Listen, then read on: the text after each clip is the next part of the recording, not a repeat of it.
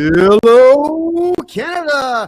Hello, United States of America. Greetings to everybody here in Panama and all over the planet. My name is Kevin J. Johnston. This is the Kevin J. Johnston Show that runs every single Tuesday at 9 p.m. Eastern Time. We have a lot to cover. This is going to be a great show because there's a ton of information here that each and every single one of you need to hear and need to know. As you all know, those who have been watching my show for a long time, I had to escape communist Canada because there's a fatwa that's still there. There's an Islamic fatwa on my head because I told the truth about Islam. And of course, I would say, everybody, that the Canadian government made it very difficult for me and everybody like me to do business, to live, to be free, to do whatever we wanted. I came to a free country. Panama is a free country, everybody, and I'm very proud, very happy to be here. Very happy with the way I've been accepted down here. And I now need to address something that the Canadian government is saying about Panama, which has been my home for the last 7.5 months and will be my home for a very long time to come. All right, everybody. We have a story of a French-Canadian couple who drove a bus from Canada to Panama. And these people didn't really think it through at all. They said, hold on, in my French-Canadian accent, we buy the big bus and we drive all the way to Chile, Colombia. We do that thing, we go over there with Jacques. Yeah, well, what this couple did is they bought themselves a really expensive bus. And they drove this really expensive bus through the United States, through Mexico, through Guatemala, through Nicaragua, through Costa Rica to arrive here in Panama. And I'm guessing maybe that's when they figured out that there is no highway from the Darien area of Panama to Colombia. The land is impossible to build roads on. It's impossible to build a highway on. It's called the Darien Gap because there's an 80-kilometer gap between the last town on the highway in Panama and the Colombian border. Yeah. So this couple, here they are. There's the picture. Yeah, they're French-Canadian, and they bought the big bus over there, and they're driving this thing all over the place. Now, here's what they say. This married couple says that they parked their bus and they're just minding their own business, and 15 men with machine guns robbed the bus. Yeah, that's what they said. 15 men with machine guns in a country where you cannot buy machine guns, in a country where if you even had one, the cops will just shoot you dead. Apparently, 15 guys have machine guns, man, and they robbed this French-Canadian couple, So they say that there's the bus with bullet holes. Those are not bullet holes. Those look like baseball bat holes or perhaps tire iron holes. All right, let's look at this picture here. Well, conveniently, I guess they want their windows paid for. But let's carry on. They said that was shot out. I don't see any bullet holes in the staircase in behind that window. So that looks like it was kicked, not shot. You all maybe remember watching the videos of me at various gun clubs all over the United States and all over Canada, shooting hundreds upon hundreds of rounds into various objects. And I can tell you that if you shoot into aluminum stairs on a bus, the bullets will at least bare minimum leave a dent in the staircase. There's no dent. And when you shoot through glass, the bullet goes right through the glass and doesn't shatter the entire pane like Hollywood says.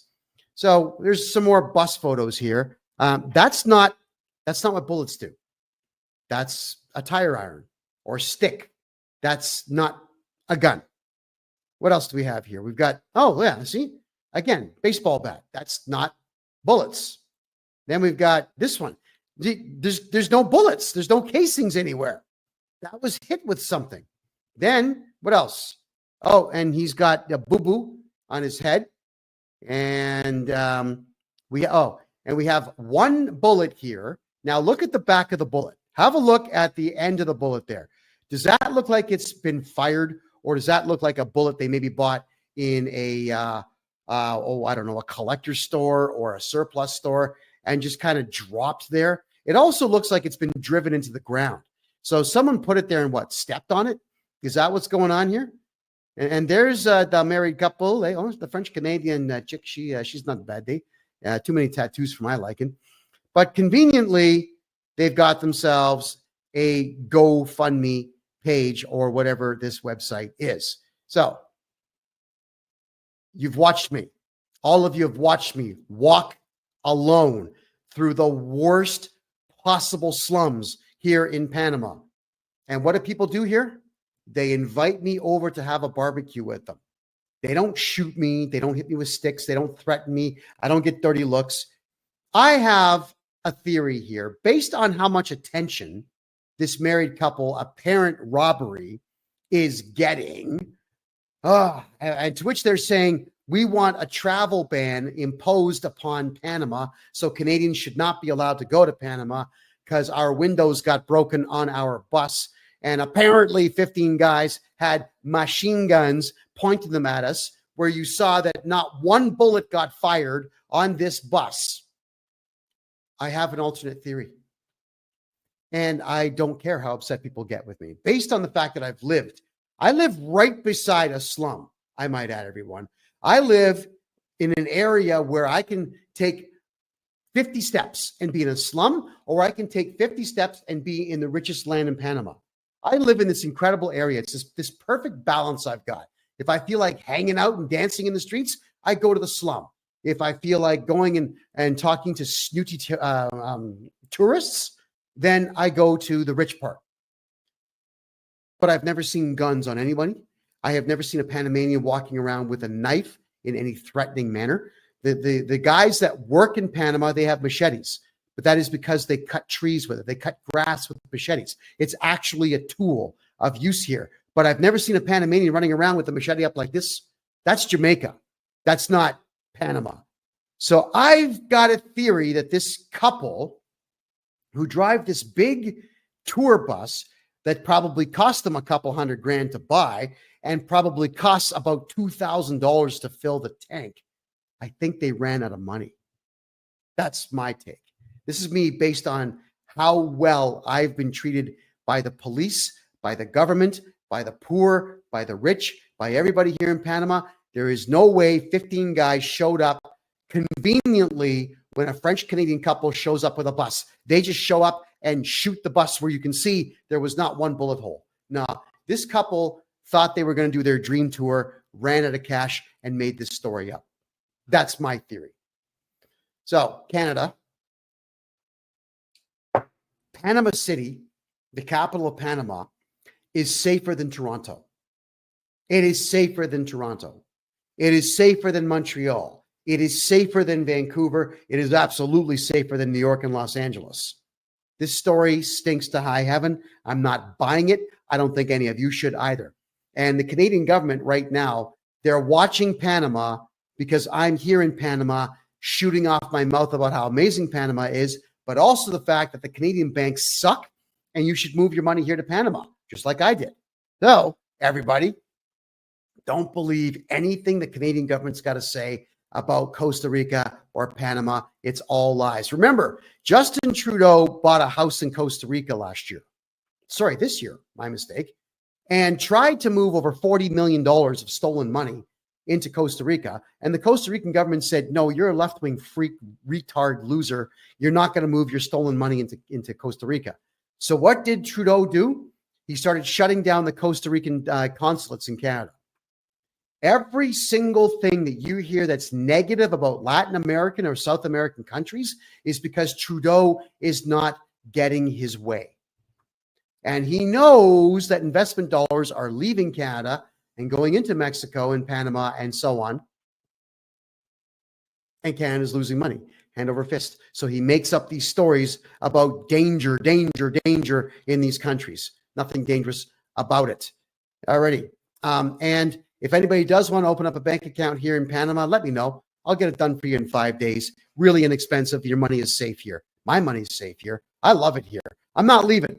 So for that French-Canadian couple, shut up. You're full of crap. I see through your scam. And eventually, the average person who visits Panama will also come to understand you're never going to find a gang of 15 guys with machine guns picking on a French-Canadian couple. Because, especially when they parked their bus in a safe tourist area. Okay. All right. There we go, everyone. So, tonight, we're going to talk about Kevin O'Leary. For those of us around the world that don't know who Kevin O'Leary is, he's one of Canada's most successful businessmen ever. And he puts on this big show about, I don't care about humanity. I don't care about people. I just want to make money. I just want to make money. Fine. That's his shtick. It's an act, and he's allowed to put on the act. Good for him. His wife killed somebody. We know that. And he was able to, I guess, pay the best lawyer in the world to get her off that criminal charge. Kevin O'Leary is on the show Dragon's Den in Canada, and the better equivalent in the States called Shark Tank. That's him. He calls himself Mr. Wonderful. And I want to talk about a few things that Mr. Wonderful has done and has said. And yeah, there are theories that Kevin O'Leary was the guy driving the boat and he blamed his wife. I can't prove that, so I'm not going to go down that road. But I do want to say that Mr. O'Leary seems very unhinged in this video.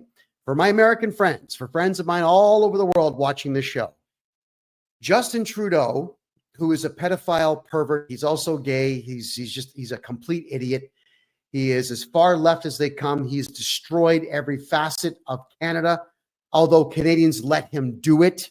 So Canada, you got to take some blame on that. Now that Trump has won the U.S. election, thank God for that, Trump can put pressure on the Canadian government. But Trump is going to be really busy fixing his own country. He's not going to have time to police what Canada is doing. So everyone is asking what Trudeau thinks about this U.S. election. And of course, Trudeau is in panic mode because everybody wants the conservative side to come back now. Left-wingism has been around strong for 8 years. It sucks. It bankrupts countries. People want to go back to conservatism. So what does that mean? Well, it means that Pierre Poilievre, who's the leader of the Conservative Party of Canada, stands a good chance of winning the Canadian federal election next year in November. But Canadians all say, he's going to be our savior and he's going to fix us all up. No, he's not, because he can't. First off, Trudeau is a freak. He's a psychopath. He's completely out of his mind, and he hates Canadians in general. He made that very clear.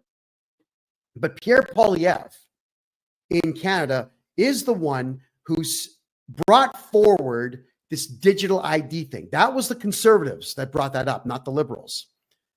What he said was, we have to protect children from pornography. Not the pedophiles running the courts in Canada, not the pedophiles running the justice system and the police departments and the education system. He never brought any of that up. He blamed Pornhub.com. That's right. He says Pornhub.com is responsible for all of the pedophilia in Canada. Not his party, not the Liberal Party, not the NDP Party, not the Green Party, not the Democrats in the United States. He didn't blame any of that. He blamed a private company for it. So he says that if you're going to be able to watch pornography on the internet, that we want you to have digital ID. So for Canadians out there that think Pierre Poilievre is the end-all be-all savior next year, should he take office, I'm telling you that digital identification is going to be a thing within 6 months of him taking office. 6 months. You watch. Don't listen to me. But remember what happened the last couple of dozen times Canadians didn't listen to me? Oh, yeah. What happened? Radical Islam took over Toronto. Communist China took over Vancouver. The economy tanked. Pedophiles, just like I told you they would, pedophiles now run the court systems in Canada. Pedophiles do what? They are teachers now in your schools. I warned you about all this stuff. And what happened? I got arrested for it. And Canadians went, yay. Kevin's insulting Canada. You can't do that. Yay. Lock him up. Okay. So now what? I'm in Panama getting really rich, and Canadians are stuck in Canada getting really, really, really broke and really, really poor. So I'm not here to gloat on that, but I am here to help Canadians and Americans who are watching this figure out what's really wrong, and I'm going to be offering solutions. I'm not just here to complain, because if I'm going to complain about how terrible things are, then it's just a friggin' echo chamber. And I don't want to be an echo chamber. I want to be the guy that's got answers. And right now, Kevin O'Leary, Canada's richest guy, he's got no answers except for himself. He knows how to make money for himself. Good for him. But I know how to save money for all of you. I know how to make money for Canadians. And I'm going to share some of that with you tonight. So let's play his video today. This is going to take about 4 minutes to get through. So here we go. This is the interview where he seems a little unhinged to me. Here we go. No, want to talk Canada now. We saw Prime Minister Trudeau's immediate reaction saying, don't worry, Canada, everything's going to be fine for us under a Trump presidency. We're fine with a Trump victory. Kevin, what is Trudeau really up against here? Trudeau is now a mouse in the kitchen running around. You see them just under your cabinetry. His own cabinet has a broom and they're trying to get him. They're going to get him. They're going to get that little mouse pretty soon. And it's going to be great because it's going to open up Canada to bring back to international investing. I am very excited about investing in Canada again. I haven't touched it in 8 years. Trudeau's the worst manager in history of Canada. I've said that countless times. It's the end game now. It's very important that we get rid of him soon. But I think Canada is in a great position right now because we need energy in North America, and we have it. We need data centers. Canada can lead in AI. We need to get rid of Trudeau. I thank him for his service, and it's time to move on. I mean, they're going to get the mouse. The broom's going to hit the mouse soon. That's what's going to happen. But the question is, Kevin, who is that leader in Canada? Does Canada even have nobody? Such a candidate? I don't care. I don't care. I don't care if they put a goat in running Canada. It's better than what we got right now. I'm happy to put a goat in Parliament, and we just listen to that goat nay, yes or no. It's better than what we have right now. Trudeau has killed Canada. The amount of capital that has left Canada in the last 8.5 years, the GDP per capita, the collapse of investment in Canada, it's all on him. He owns it. That guy has damaged our country in such a brutal fashion, it's going to take decades to fix it. It's so important that he get out of there. Please leave us alone. Please leave. Please. His own party is on their knees begging him to leave. He's got to go. We have to fix the country. Please, enough. Please, enough. You can do something else. He's still got his passport. He can stay in Canada if he wants. I don't know what he's going to do. I don't care. He's just got to step aside. The damage, the abuse, the mismanagement, the incompetency. Please don't get me going. Kevin, you're right. I mean, as a fellow Canadian, that's all I really want for the country is respect for Canada and strength for the nation. But just yesterday, I was speaking with someone here in New York, and they said, hey, Daniela, what's the mayor's name up there in Canada? No one knows anything about Canada. It feels like no one respects Canada anymore. I mean, that's just the vibe I'm getting. I'm so ashamed of what he's done to us. I went with my wife to a wedding in Cairo just months ago. They wouldn't let us in with our Canadian passports. Wow, that's no surprise. Trudeau, what did you do to us? What did you do to us? The same thing in India, the same thing in China. Like, what did you do? You own this problem. You own it. It's you. It's you. You own it. You own it. I'm so pissed. I have a Canadian passport, the most coveted passport on earth. What did he do to us? I don't even know why they're pissed at us. I have to use my Irish passport to go to a wedding, and I'm so pissed. Well, thank you for that heartfelt plea, Kevin. I'm sure it resonates with many. All right, everybody. So he looks a little unhinged. He does. He looks a little unhinged to me here. So let's talk about it. Yes, the Canadian passport used to be the best one in the world to have. But like I said earlier in the show, radical Islam runs Toronto and my hometown of Mississauga and all the surrounding cities. So we're known as a joke. The very bizarre radical leftist LGBTQ freaks, they run Montreal, the second biggest city in the country, and all the surrounding towns like Baie-d'Urville and Pierrefonds and whatever else. It's all crazy left-wing nonsense. Montreal's where all that really radical gay stuff really took off. Then you've got Vancouver on the West Coast is completely owned by communist China. Then you've got Surrey, British Columbia to the southeast of Vancouver, which is completely run by India. So Canada has become a joke in that every other nation and culture and whatnot runs Canada. And we have allowed foreign trash with very low IQs to take over almost every branch of the Canadian government. So Kevin O'Leary comes out and he does tell the truth about the fact that Canadian passport means nothing anymore. It's junk. It's junk. It's better to have an American passport now that Trump has won. But he's saying that with Trudeau eventually leaving, that somehow Canada is going to be a great place to invest. He said that. The guy's worth billions. And that's a really stupid thing for a billionaire to say.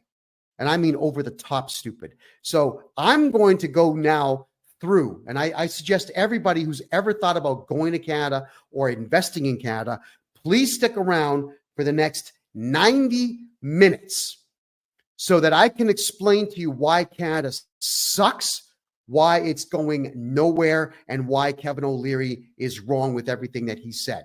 So first off, let's cover something. I don't know if anyone out there is familiar with FinTrack in Canada. FINTRAC, FinTrack. It's one of these post-Islam things where supposedly FinTrack was supposed to have a look at all of the bank accounts in Canada that were making really large deposits and transfers and scrutinize them so that FinTrack would know who the terrorists are.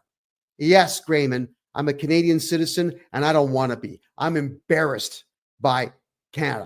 I'm completely embarrassed by all of it. It sickens me to think what Canada has become over the course of the last 20 years.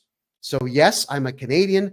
I live in Panama now. I've got my residency applications into 6 different countries because other countries around the world have a lot of money. And there's money out there. FinTrack was supposed to protect Canadians and Americans from illegal transfers, legal bank transfers, terrorist funding and whatnot. And it never once happened. FinTrack has not once tracked down any terror groups in Canada at all. But what FinTrack does do is if you make a transaction in Canada of anything more than $3,000, FinTrack is paying attention to what you're doing. There's your digital identification nonsense right now. So everything you do in Canada over $3,000, this terror watchdog is tracking it. They're recording everything that you're doing. They're doing the same thing with crypto transactions. So there are companies in Canada called Coinberry and ShakePay, BitBuy, and a few others. But if you make a transaction with Ethereum or Bitcoin or XRP or any of the big boys over $3,000, FinTrack asks the following questions. Who are you sending it to? Why are you sending it to them? What is their name? Where do they work? What is their work phone number? What is their home? I'm serious. This is what FinTrack is asking Canadian citizens, not the terrorists who can move whatever they want, but Canadian citizens. Now, Kevin O'Leary, as you know, got involved with Sigmund Bankfried with that whole FTX scandal.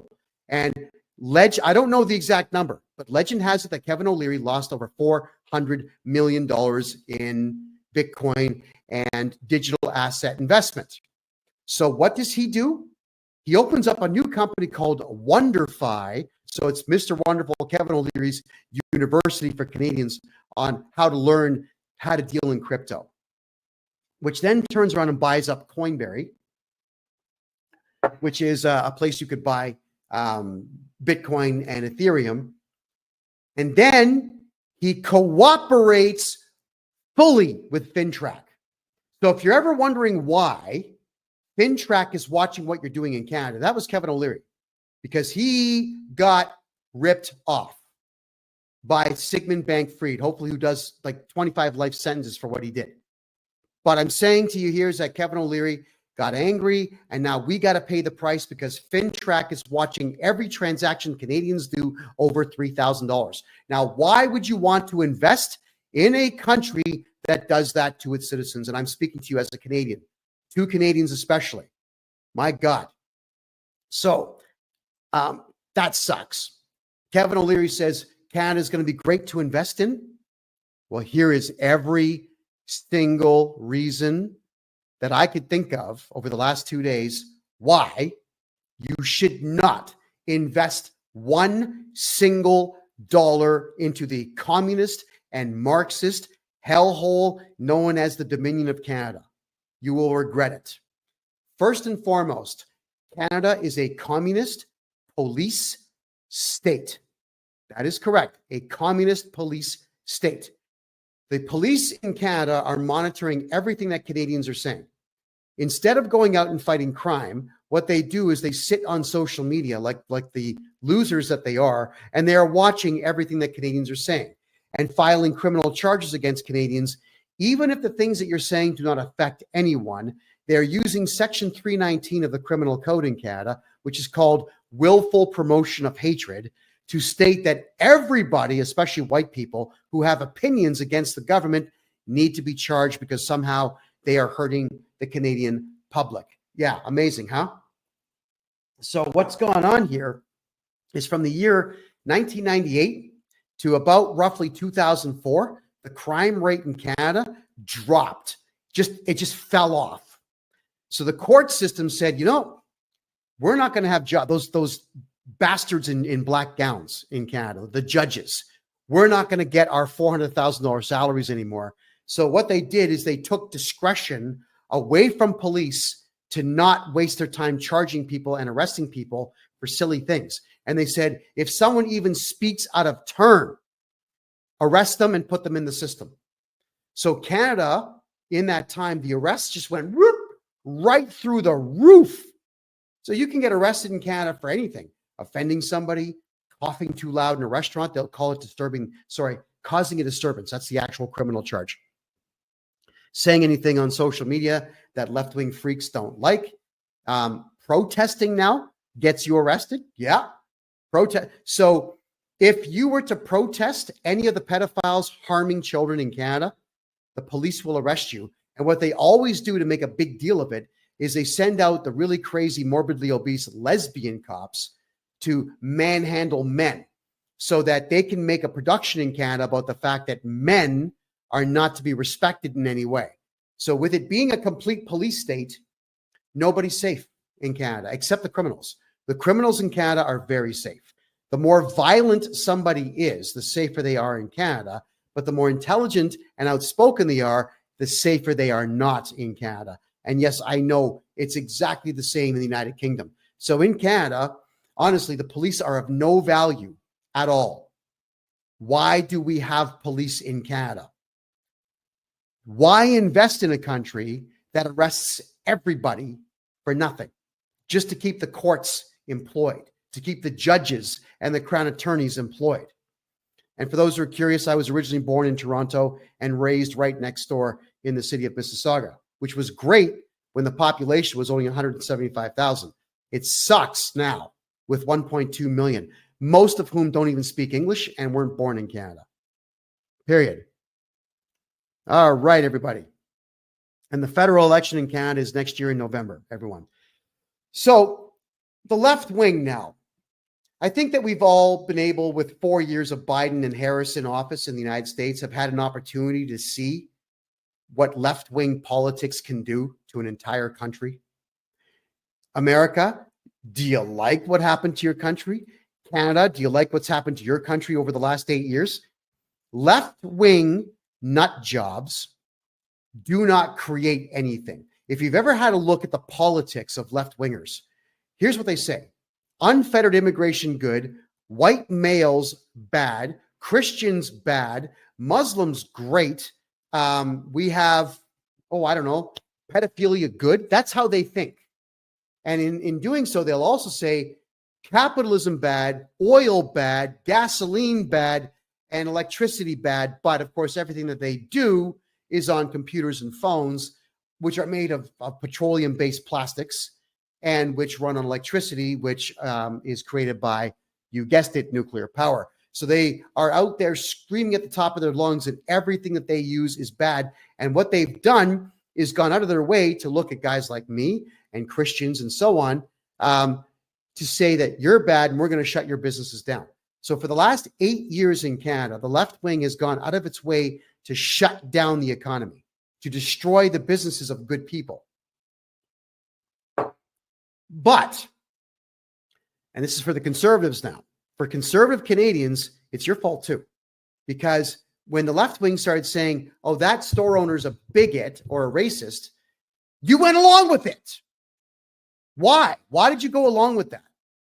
You went along with it and you helped the left wing kill the economy of Canada. And now the left wing runs everything. They run municipal politics, provincial politics, federal politics. They run the courts, the police, the education system, and they run all the administrative governments and all the administrative government bodies out there. The left-wing freaks who think there are 72 genders and who want it to be legal to have sex with children run the entire country. Why would you invest in a country like that? That's Canada. That's my homeland. I had to leave. I don't want to see pride flags anymore. I don't want to see 500-pound lesbian cops screaming at 13-year-old boys because they had a problem with their fathers. I don't want to see the Royal Canadian Mounted Police going on native reserves and kidnapping women and girls and driving them to Prince Rupert on the West Coast and shipping them to China and Vietnam to be sex slaves. I don't want to be a part of that anymore. And that is what Canada has become. I'm pretty much the best journalist Canada's ever had because I told the truth. I'm the one that exposed Justin Trudeau in his man-on-man orgies back in 2017. The RCMP broke my ribs for that, but it was totally worth it. Totally worth it. And for all this truth I'm telling you now, here from Panama as a Canadian, I had to spend 7 months of my life in solitary confinement because they didn't want me talking. And you notice how they dropped all the charges? 75 charges, all gone. Because they knew that they had me locked up for that time and that they knew that the stupid people in Canada would believe the newspapers that I'm somehow a bad guy because I tell the truth. Well, I couldn't care less what the left wing has to say. Left-wing individuals, to me, are not even human beings. They don't resonate with me as people. They will never be customers of mine. I'm a tax expert from Canada now. I switched careers. I help people get all their money back in taxes. And the left wing will never come to me to get their taxes done because they don't have jobs. They don't have careers. They don't have jobs. They don't have any prospects. They have no future and they have no purpose at all. So let them be angry with me and spread all this around. But because they run the show, why would you invest in Canada? Now, the other problem that we have in Canada, this is a very, very serious one. Radical Islam runs the courts in Toronto, Mississauga, Brampton, Vaughan, and Scarborough, and also in Pickering. You have radical Muslims running the courts, punishing Christians, Hindus, and everybody else in Canada in the court system. You got to stay away. If you're in the greater Toronto area, you should leave because radical Islam runs the show and white cops will arrest white people who criticize radical Islam because radical Islam runs the country now. So why would you want to invest in Toronto, knowing full well that if an Islamic group decides that they want your property, they're just going to go to the courthouse and the Muslim judges now in there will say, oh yeah, Sharia law says you can just take a Christian's land. That's coming. And it's already started. Sharia law is in Canada, in Toronto, in Ottawa, in that entire area. Why would you want to invest in Sharia law, especially when you've got white cops arresting white people who are investing in the country for criticizing Sharia law? Yeah.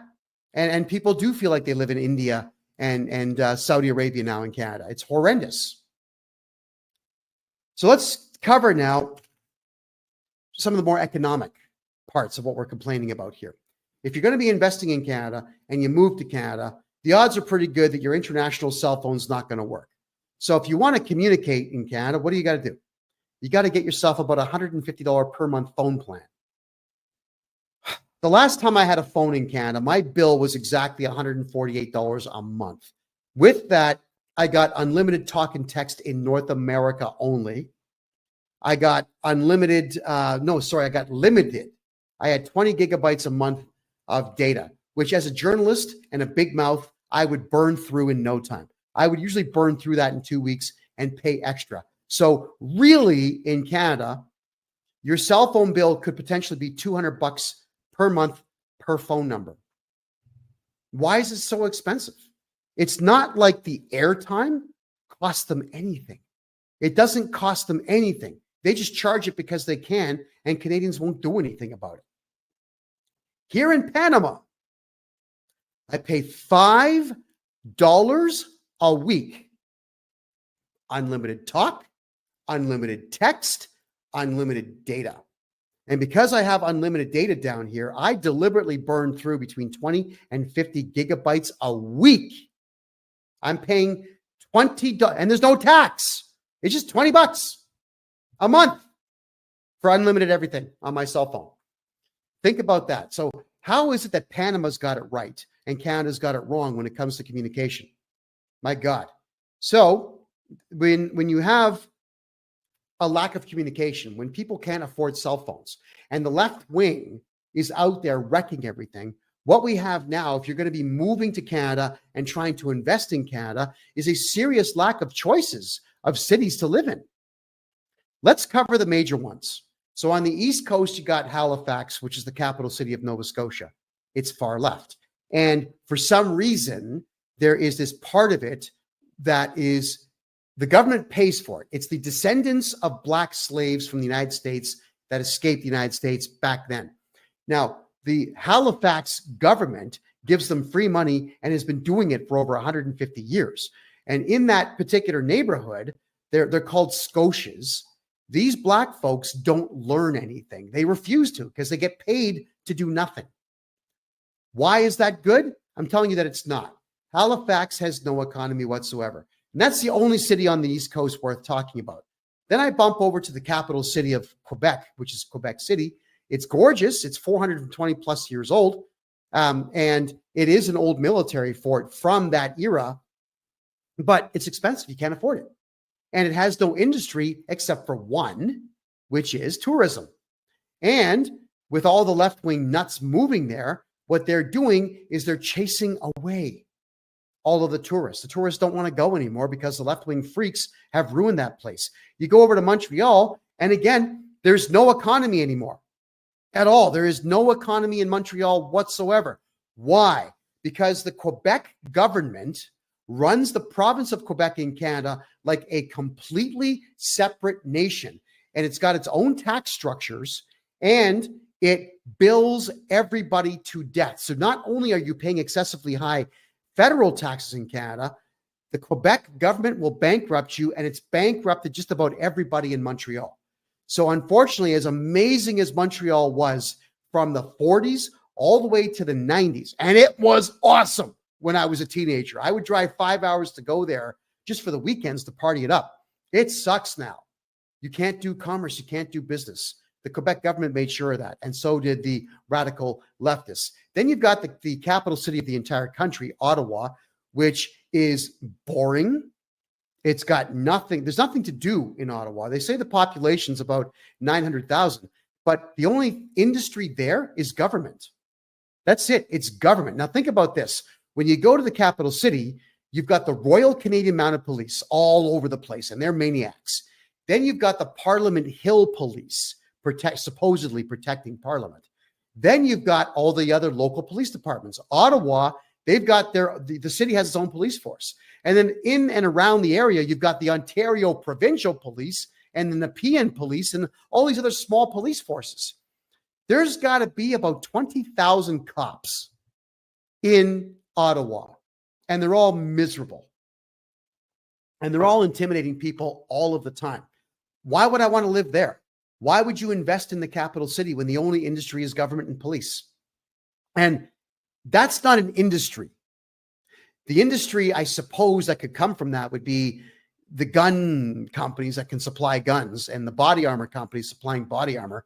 But that's not an economy. That's just the government imposing its will upon the people and wasting tax dollars. Jump over to Toronto now. Toronto, which was, again, awesome in the 80s, it's as non-white as a Canadian city can possibly be. Now, why is that bad? Because Canada's got stupid multicultural policies that state that every time a new culture comes to Canada, the laws and the rules of the country will change to accommodate that new culture, no matter how stupid and violent that culture might be. So Toronto is less than 37% white now. And as a result of the mass influx of Indians, and not the smart ones, like the really stupid ones from all the slums have moved into, from Mumbai and whatnot, have moved into Toronto. There are no more shops that are open. The malls are dead and closed. The white companies have picked up and left, because I can tell you this about Indians, they don't give white people money. Chinese people, to which there are too many in Toronto, they only patronize each other. Chinese folks don't go to white restaurants and throw money down. They go to their own. Every race in Toronto deals with its own, except white people are told that they can't deal with their own. So there's this huge race divide, which was, of course, deliberately done, but it's led to an absolutely dead city. It's an unfriendly, cold place. And it's unfortunate that it is the biggest city in the country, but the infrastructure is crumbling. There is nothing to invest in whatsoever that anybody would ever make money on. And if you have a look now, a lot of the condominium projects that are being built, they've been halted. Yeah, Toronto was building a super tall building, just like in New York City, where it was supposed to be 24 floors high for every 1 floor wide, which would have been a really super tall, super skinny building. It got to the 12th floor, and they ran out of money. All the condominium corporations in the province of Ontario, especially Toronto, which signifies about 6 million people, are broke. They're running out of money. So if Kevin O'Leary, Mr. Wonderful, Mr. Rich, is stating that he's going to invest in Canada, well, Toronto, Ottawa, Montreal, the East Coast, what exactly is he going to be investing in? If he's going to be investing, I suppose, in Indian restaurants, then he'll make a little bit of money. But I know Indian culture inside and out. I've been around it for a very long time. And it's all about getting discounts and deals and never paying full price. So good luck with that. Canadians in general, out of all of the countries in the Western world, have the least amount of business acumen. They are the worst business people in the Western world. There's a reason for this. Canada is an isolationist nation. Look at it on the map. You'll see that it shares a border with only one country, the United States of America. The next closest country to Canada is France, because they own 2 islands in the St. Lawrence River. The next closest country is Greenland. So what influence would there be internationally within Canada that Canadians would ever know about? None whatsoever. And Canadians spend all of their time saying, I hate the United States, I hate America.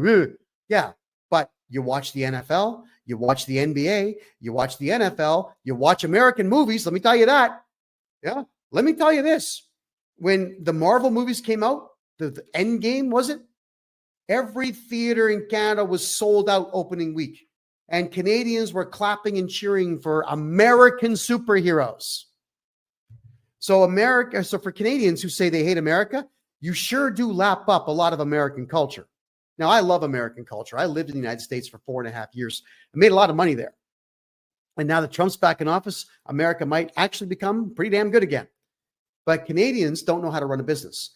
They don't know how to create business plans. They don't know how to apply for loans. They don't know how to make deals to raise capital. And when the business finally gets opened up, they have no clue how to navigate the tax system, and they have no clue how to navigate the local ordinances that always want to shut them down. Canadians will do what they're told. So when somebody opens up a business and some bylaw officer walks in from the municipality and says, you got to do this and this and this and this, a smart person would sue the city for it and would send a no trespassing notice to all the bylaw officers in the city and sue that bylaw officer individually and maybe put a security guard outside and say, yeah, you're not coming back in here. But nope, Canadians capitulate every time. Every single time. They don't know what they're doing.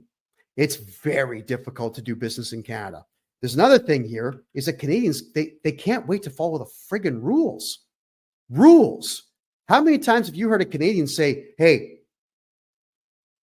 if I have to wear a mask, so do you. If I have to pay tax, so do you. I haven't paid tax in Canada in 24 years. And Canadians say, if I have to pay, so do you. No. You do what you want. But don't tell me I got to do what you're doing. You know, that whole adage of if your friends jumped off a bridge, would you? I usually get gross when I talk to people like that. I say, listen, I'm willing to bet that you shove 2-liter Coke bottles in your anus, but just because you do it doesn't mean I'm going to do it. All right. And they, of course, get upset with that. And whatever. It's very easy to upset Canadians. So they love to follow rules, and all the rules in Canada are designed to not allow a business to succeed. If you want to open a bar, for example, in Toronto, there are 14 steps you have to go through. And that means there are 14 branches of your municipal government you have to convince to leave you alone to get your bar open. Yeah, that's just Toronto. Vancouver is worse.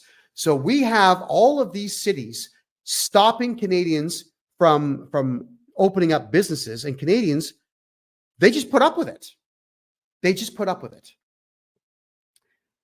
Canadians, instead of helping each other out, they argue and bitch and moan and compete with each other. Now, let me give you an example of that. As a Canadian podcaster, you figure that I would have a lot of other Canadian podcasters on my show. As a guest, come on the show, let's talk.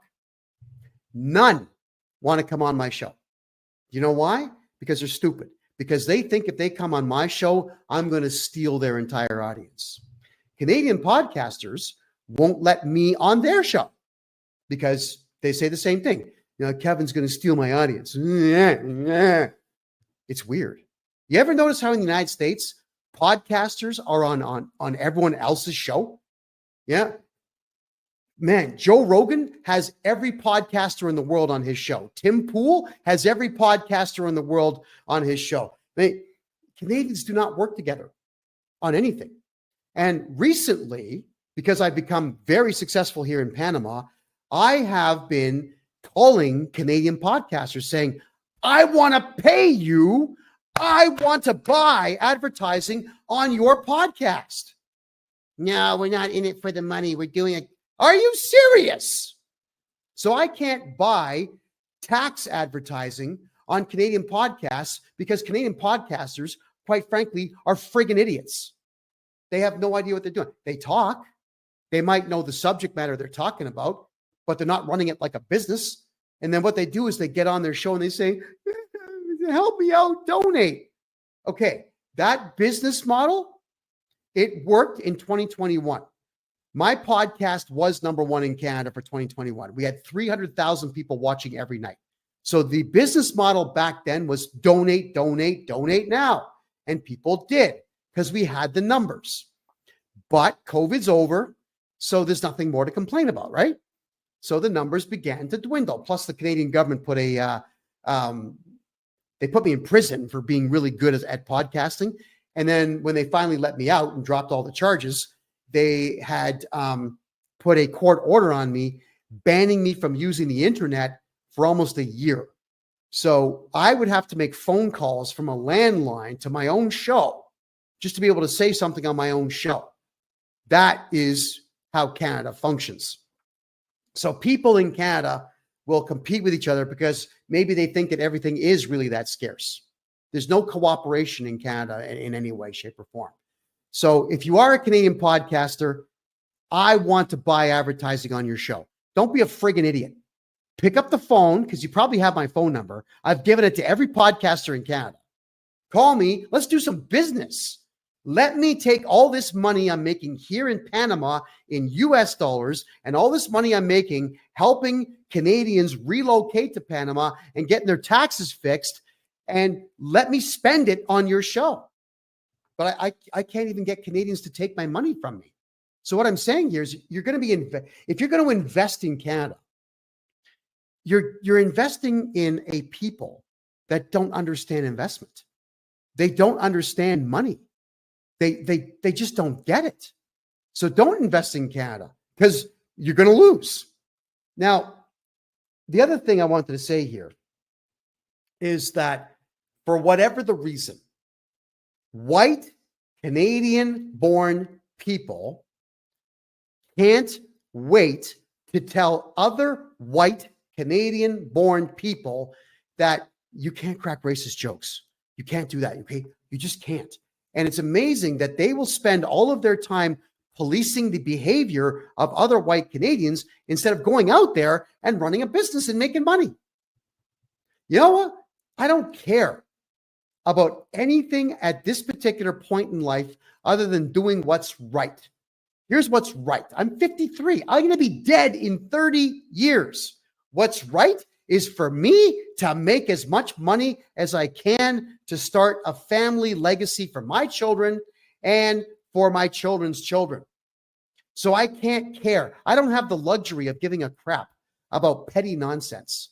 I truly don't, which is why I don't care about any of it, which is why I say whatever the hell I want now that I'm in Panama. I know it offends people, but who cares?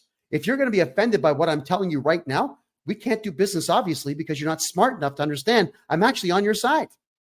I would love to see 1 million Canadians make $1 million. And I would like to actually do all their taxes for them, of course. But I would love to see Canadians being successful. They just don't seem to want to. Don't invest in Canada because Canadians don't know what they're doing. All right? There is this other problem with Canadians in the way that they perceive things. They think that everything is free. And that's the biggest problem with the socialist country that Canada has been for a very long time. So when a Canadian wants you to do something for them, they expect you to do it as some kind of favor. And when you quote a price, they get mad. Look, oh, I thought you were a better person than that. How dare you ask me for money? I am a phenomenal income tax and corporate tax guy. I have taken away more than $40 million from the Canada Revenue Agency, helping Canadians save money. And when Canadians contact me to have me work on their taxes, and I say, no problem. Just grab a 1-hour consultation. It's $150. There's no tax. I'm not charging tax on my consultations for the rest of this year. I'd say about 10% of the time, I get Canadians just blasting me. They write emails 5 screens long, telling me what a horrible human being I am for saying I can help with taxes and then charging money to do it. But they will go to a lawyer and drop 20 grand there. I'm charging 150. Lawyers are charging 10,000. So when I say 150, not 150,000, 150.00. So Canadians get really offended when someone says, I know my worth. You're wanting a service from me and I want to get paid for it. And here's the price. They get really upset about this. So you're dealing with a very childish mindset, which is why I go back to what I'm saying about Canadians having no business acumen. They don't seem to understand the value of someone's skills or times. There was a while from the year 2000 to about 2012 where I would design logos and branding and corporate images for companies. And I would explain to people, yeah, that the charge is $5,000.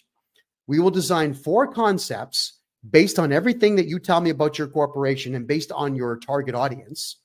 And out of that, you pick one, and then we refine it, unlimited revisions until you say it's complete. And people would say, oh, I don't think I should pay for that. Logo should only be $10. Okay. What if I said that to an electrician? You should wire my whole house for $10. What do you think the answer would be? Or a floor tiling expert. Hey, dude, tell you what, why don't you tile 2,000 square feet of floor for $10? I had one guy says to me, okay, so tell you what, buddy, why don't you design 4 logos for us? We'll look at them, and if we like one, we'll pay you. Okay, tell you what am I doing this logo for? Oh, public storage bin. I said, okay, why don't you give me 5 public storage bins for 3 years, and if I think you guys are nice, I'll pay you. No, we don't do business like that. But they wanted me to do business like that. And that is one of the biggest problems with the Canadian mindset in business, is they want everything for free. They always want to weasel their way into something. So you can't invest in a country where more than 7 out of 10 people think this way. Don't invest in Canada. You will lose. You'll lose every penny. Oh, my Lord. Now, this is a big one. So I'm going to get some static for this one, and I couldn't care less, because it's true. Racism against white people is at a repugnant level. The only reason I ever started podcasting in the first place is because, as a white male, married at the time with children, trying to keep my household afloat, as men are supposed to do, I could not find a full-time job for 16 years. I'm sorry, we're not hiring white males right now. We have to give the other races a chance. And look what's happened to Canada. 24 years Canadians have been doing this now. Not hiring skilled white people, but hiring trash from third world countries. And yeah, diversity hires, thank you. And these diversity hires have absolutely annihilated these companies. Annihilated them. Why? Well, as somebody who used to get the strap as a kid, learn grammar, learn English. Okay, fine. I'm glad that I focused my energies on having a vocabulary of over 120,000 words. But then you want me to do business with someone that I can't understand and whom does not understand me. Nope, I'm not doing it. And a lot of us would just walk out the door because and we're enraged. We're enraged because you go into McDonald's or a Tim Hortons or a Wendy's in Canada, no one's white and no one speaks English as their first language. No, thank you. I'm out the door. And a lot of Canadians are now seeing it that way and leaving. But you got to be careful, because Section 319 of the Canadian Criminal Code dictates that I would do 2 years in prison just for putting this particular podcast on right now. So you can't even criticize it. And white cops will be the ones to come and arrest you. And white judges will be the ones to put you in prison. Race traitors and traitors to their nation. So the other thing that I wanted to point out here is, on top of Canada being a complete and total police state, it's also a court state as well. The courts in Canada are getting in every Canadian's way with trumped up criminal charges and siding with the municipalities and the provinces when the provinces and the municipalities are registering complaints against good, hard-working private business owners. So the courts now have these black-gowned idiots, losers, who aren't born in Canada anymore, behind the counter siding with municipalities. So people are losing everything that they've got. Why would you invest in Canada if you know that the courts of all of the 10 biggest cities in the country are going to just rip your money away from you because they can? It's not like Canadians are going to take up arms and rebel. They know that. They know that Canadians are the biggest cowards on the planet and will never fight back. So they just keep stealing and stealing and stealing some more, which is why it sucks to do business in Canada, which is why Kevin O'Leary, in that stupid interview that he did earlier, is absolutely wrong. Even if Trudeau took a bullet to the head right now, do you think for an instant the economy would turn around? Would somehow the courts stop being pedophilic? Would the police department stop arresting white people for insulting stupid cultures from around the world? Would Antifa and Black Lives Matter just instantly disappear?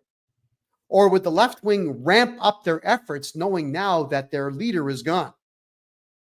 Always think through what crazy left-wing jobless losers will do. They'll take to the streets and they will destroy the streets just like they did in Portland, just like they did in Minneapolis, just like they're doing in New York City. Canada, it's the same thing in Canada. And there we go. All right. There's more to cover here. There's so much more to cover. Homelessness and drug use in Canada is right now the highest in the Western world. It's actually per capita outdoing the United States. It's bad.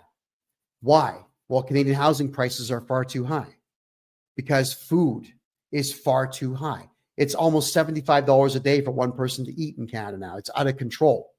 So what's going on here is the tent cities are showing up all over the country. And it's leading to a couple of problems. Obviously, excessive alcoholism and excessive drug use. And Muslims now, this is the truth. Muslims in Canada have been giving away free fentanyl specifically to white kids and white homeless people, which is why the drug epidemic is so high. Islam is poisoning Canadians, and Canadians are letting it happen. So homelessness and drug use is at an all-time high, which you figure would drop property values, but it's not. So what's going on here is that the police and the bylaw officers in these cities are just going in and committing heinous acts, atrocities, really, against people who are homeless. I went out one night in Calgary. This is 2.5 years ago. And I watched two bylaw officers. They're not even cops, just losers.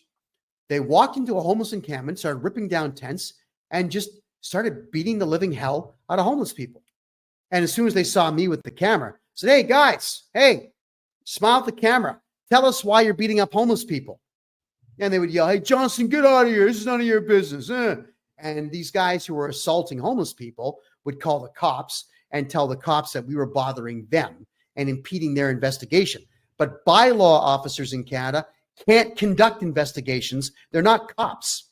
They're just security guards, losers, violent losers. So the war that the police and security guards across the country have implemented against the people now is horrendous. So are you going to invest in a country where Muslims are deliberately poisoning white people, and then white cops are killing white homeless people who are strung out on Muslim drugs? Why would you invest in a country that does all this stuff? All right, there we go. And AJ says that he lives in Calgary. The cops are just flat out rude to those that are less fortunate. Yeah. The mockery of the homeless in Canada by the higher ups is sick. It really is. It's sick. So with that in mind, all of the rich Canadians have left. They've already left the country. They're in Mexico, Costa Rica, Panama. Some of them are in Argentina. A lot of them are going to former Eastern Bloc nations like Hungary and Poland, the Czech Republic, which has now rebranded itself as Czechia, Slovakia. Everyone's leaving. Everybody who has money in Canada has already picked up and left. So if you were going to go into Canada and invest, there's no millionaires to buy what you're selling because they're gone. And I know this now because I've got a lot of millionaires in Canada contacting me to open up bank accounts for them here in Panama and open up corporations and foundations for them here in Panama. I'm spending a lot of time now with lawyers and bank managers moving Canadian money here to Panama where it's actually safe. So there's nobody to buy your products in Canada at all. I would strongly recommend anybody who's thinking about an investment there, come to Panama, put your money here. Panama is going to be a G20 country in the next 10 years. That's a fact. Canada won't be. Think about that. And thank you, Joseph, for the by the way, can we get everybody who's watching right now on TikTok and over here on Kick? Can we get double fingers going, please? Let's get the hearts flying up the screen here. Absolutely. And if you're watching on Rumble, could you please hit the thumbs up button that's directly below my name there that you see? I really do appreciate that. It really does help the algorithm discover this show and help get information like this out to the masses. All right. Manufacturing, because the rich have left Canada and taken their investment dollars with them, there's no more manufacturing in Canada. Manufacturing plants are gone. But the other problem with manufacturing in Canada, let's just say it was going to come back anyway. Canadians have become excessively lazy people. They want to work 38 hours. They want 3 15-minute breaks. They want the hour for lunch. They want to leave early. They want to do all that nonsense. I don't know. I'm okay working a 14-hour day. I do that now. I get up between 4 and 6 in the morning every day. I start on the phone with my clients. I work with them pretty much all day. And then on Tuesdays and Thursdays, I do this live show. And then on the weekends, I'm seeing clients too. And also on the weekends, I'm taking clients of mine who fly here to Panama, around Panama, to check it out. So my workday doesn't stop. I like working. And here in Panama, you actually get rewarded for it. You do make money here in Panama. So I'm wondering, when you've got yourself a job and you've got yourself a house to pay for and children to feed, why is it that you don't want to work the extra hours? Ford left, GM left, AMC cars, they crashed because Canadians wouldn't work hard at the AMC plant in Brampton. Look up the story of the Bricklin. All right, the Bricklin sports car, which was manufactured in New Brunswick. New Brunswickers are the laziest friggin' people in Canada, and the Bricklin did not work as a car because he couldn't actually get New Brunswickers to show up and actually work. What they would do is they would work for 6 weeks in this car manufacturing plant, really half-assed, and then deliberately slap the boss so they would get fired so they could go on UI or EI, unemployment insurance from the province right away. Yeah. Kellogg's left. Heinz left. Oh, yeah. Rally Bikes left. Norco Bikes left.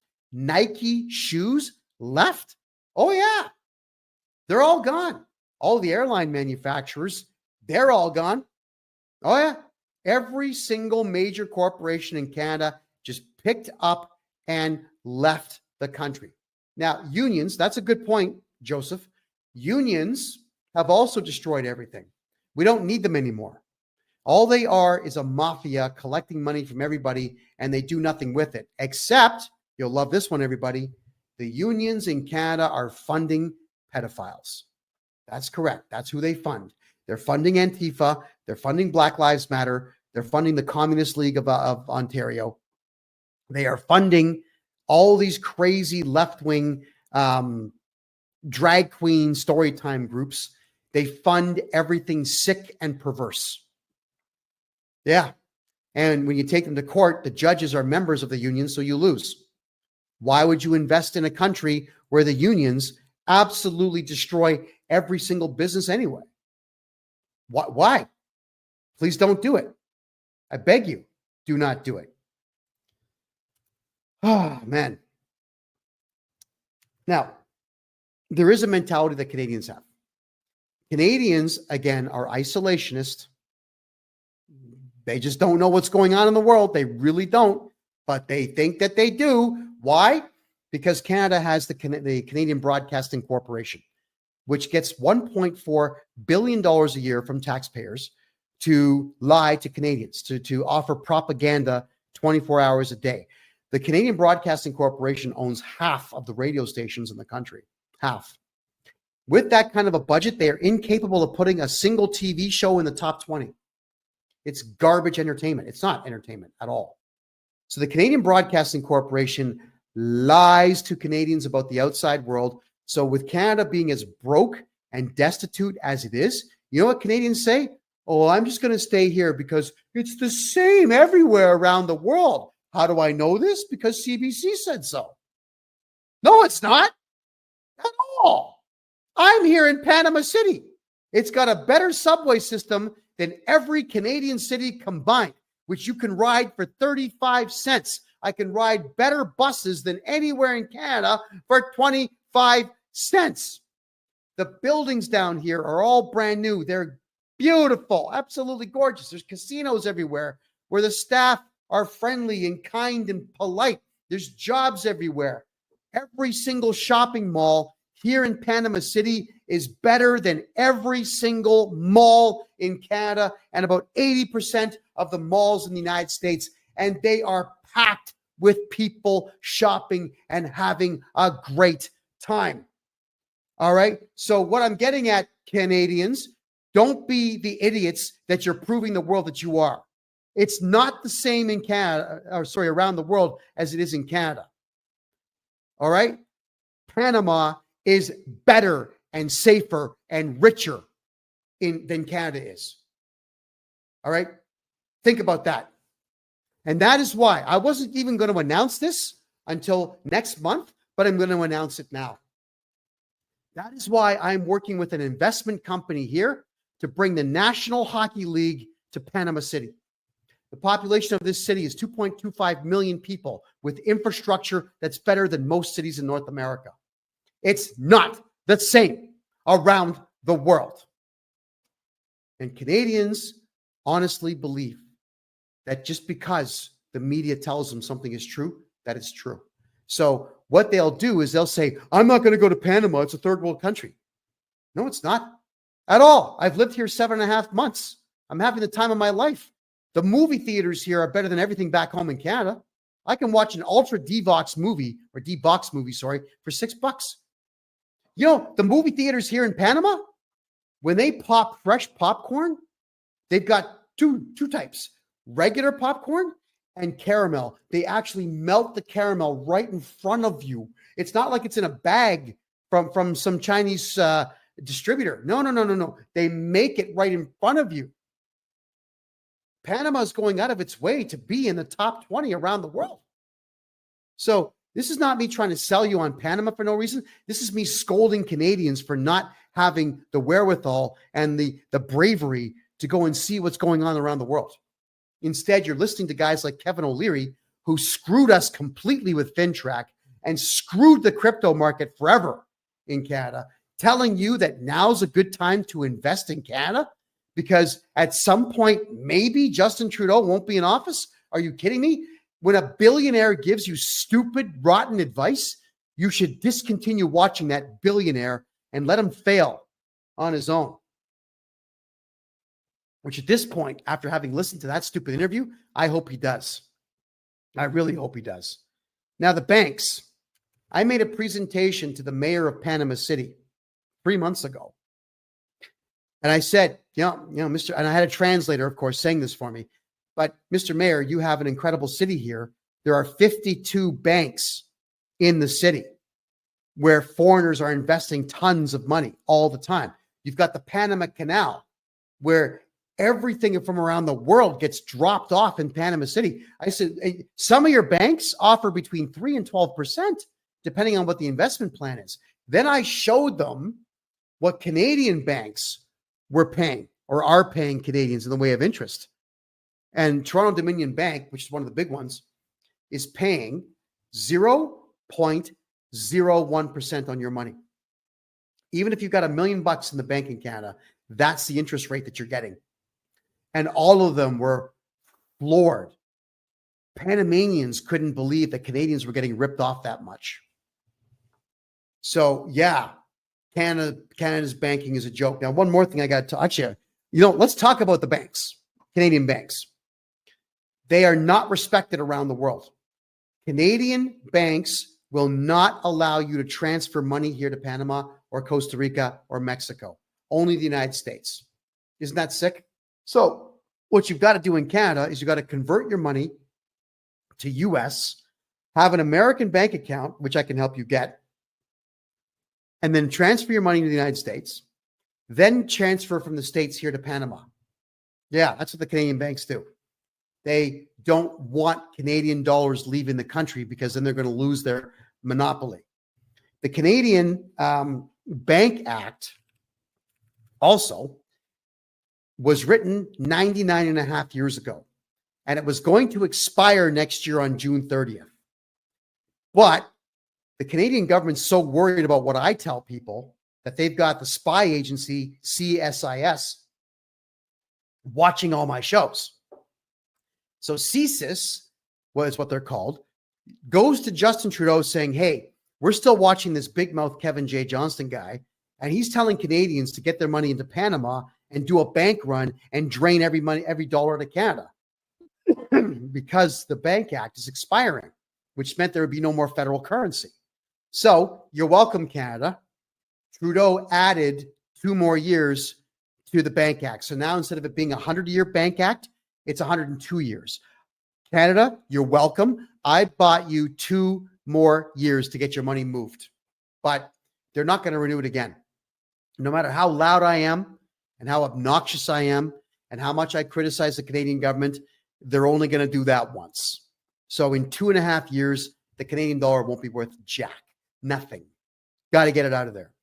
Here's another thing. Around the world, especially in America, banks are supposed to stimulate the economy by introducing capital into the country. Bank loans are supposed to be given out to citizens so they can build businesses and pay future taxes, and then repay those loans and take more loans to keep the money flowing in the society. So American banks and banks around the world are capital venture banks. It's capital-based banking. That's why the United States was number 1 for all those years, because you could get your hands on investment money. Canada's banking system is asset-based banking. So if you don't own a house or already have $1 million, you can't borrow $1 million. The first thing all these drones, all these idiots in the bank ask you is, oh, do you have a house? What's your address? We're going to use it as collateral. Oh, it's always foreigners. I hate it. Canadian-born people don't work in any Canadian banks anymore.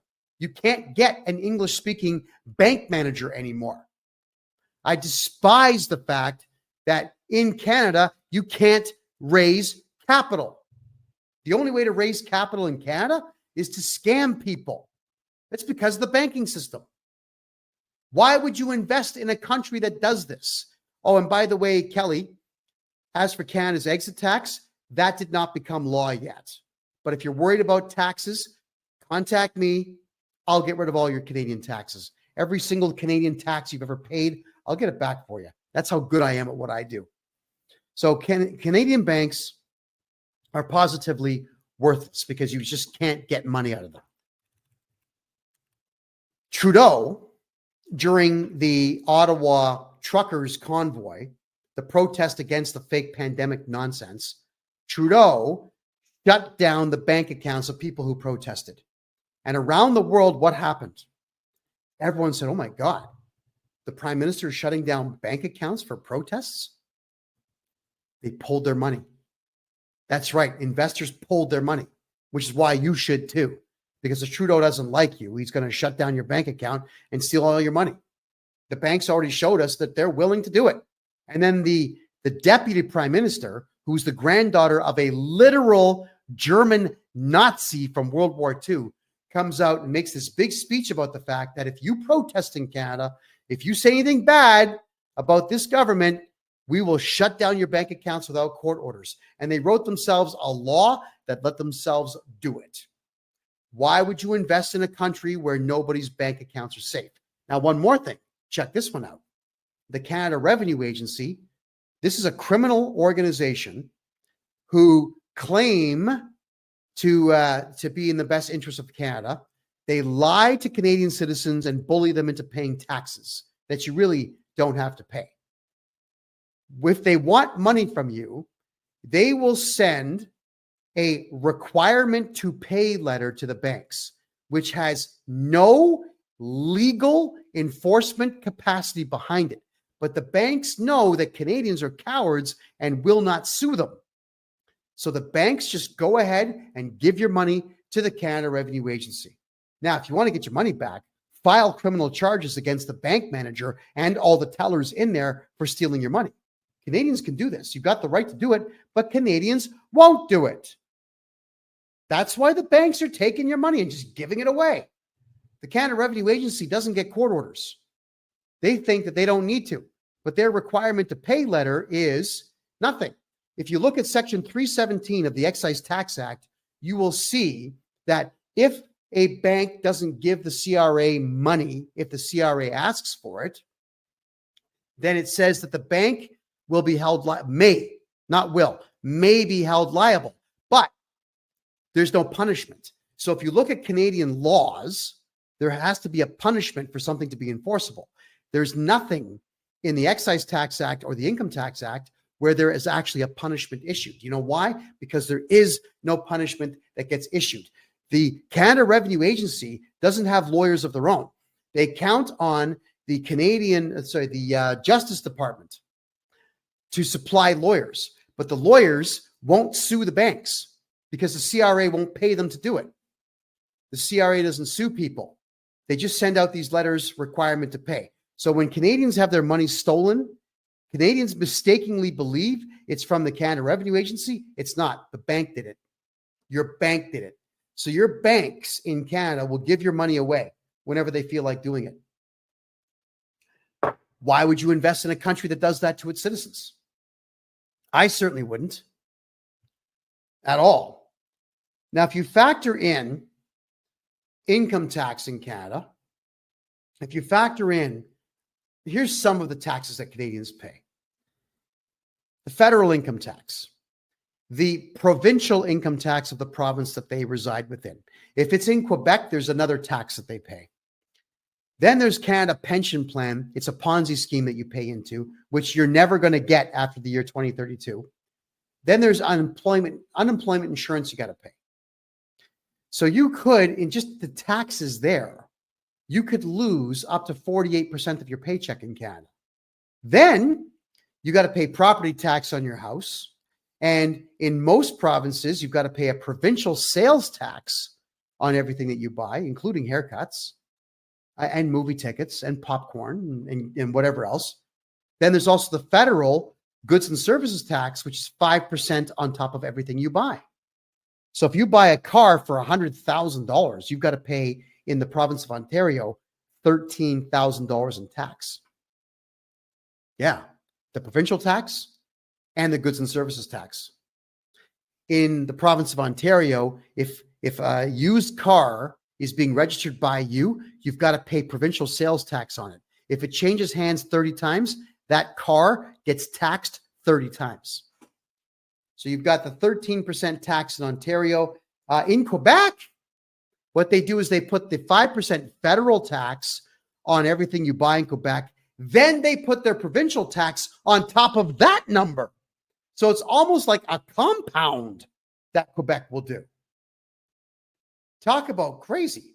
But then there's also gas tax, liquor tax, entertainment tax, hotel tax. By the time you pay all the taxes in Canada, you're losing 73% of your paychecks. And Canadians are scratching their heads. Why am I broke? I can't make ends meet. Stop paying your taxes. There's only one tax in Canada you have to pay. Only one. And that would be property tax. That's right. Property tax. Because the municipalities somehow have been able to weasel their way into stealing your house if you don't pay property tax. But you don't have to pay federal tax. You can't do prison time for it. And if you hire me to do your taxes for you, guess what happens? I'm going to go back 10 years on your tax file, and I'm going to get you back at least half of that. And the CRA, they've tried to stop me, and they can't. So understand this, everybody. Taxes in Canada, you know what they pay for? Pedophiles to destroying the lives of children. They go to Zelensky in the Ukraine. They go to Lesotho, so Lesothans can rape more women. It goes to Boko Haram in Nigeria so that Muslims can kill Christians in the Biafran state. It goes to Ethiopia so that the Ethiopians can kill the Eritreans. And it goes to Eritreans so that they can do God knows what with it.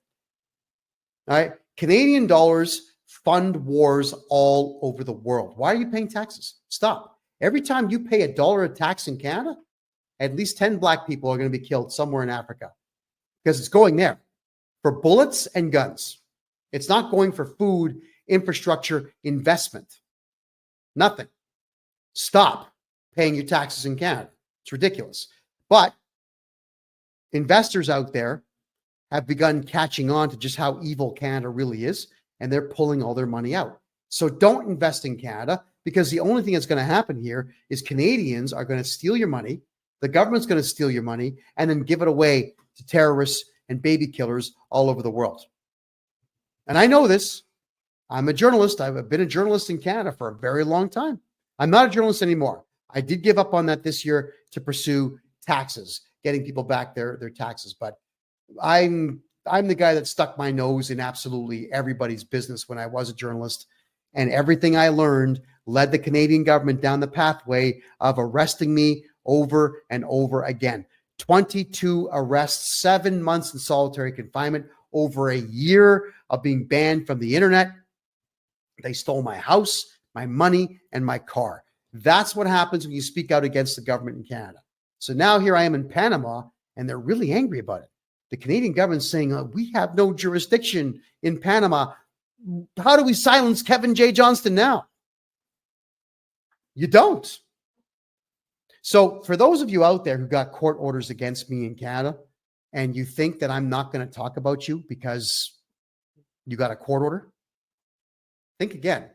Might want to find a way to apologize to me for wasting all my time in the courts, because I'm about to start divulging secrets about Canadians, bad Canadians, that the world is not going to believe. And it's going to cost a lot of people everything. And so be it. And you deserve it.